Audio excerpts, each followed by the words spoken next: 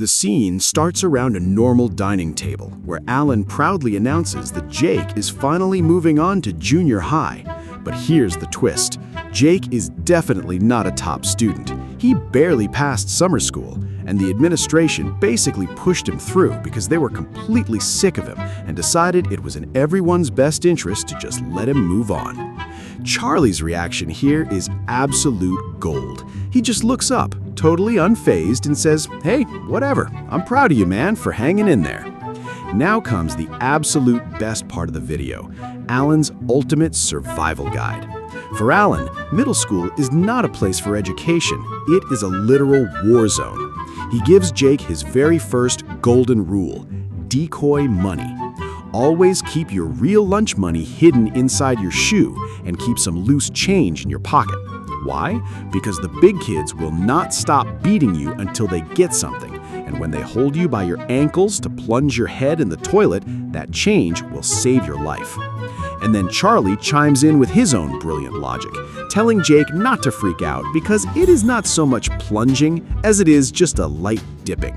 Seriously, with a dad and an uncle like this, who needs enemies? Right after that, Alan gifts Jake his very first cell phone.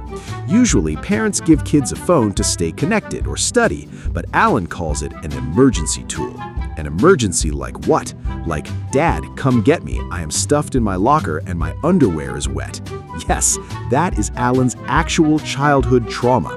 Alan was trapped inside a school locker for 5 hours, and he was not found by a security guard or a janitor. He was rescued by a drug-sniffing dog, and the dog wasn't even looking for drugs. It turns out those dogs are just incredibly sensitive to the smell of fear and urine. Honestly, the writing and the comedic timing in this scene are so crisp, you will be laughing out loud. To wrap up the survival guide, Alan reveals the 3 speed dials he programmed into Jake's phone.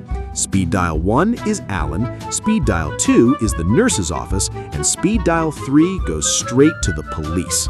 When Jake asked why he would ever need the police, Alan just ominously says, "You'll know it when it happens."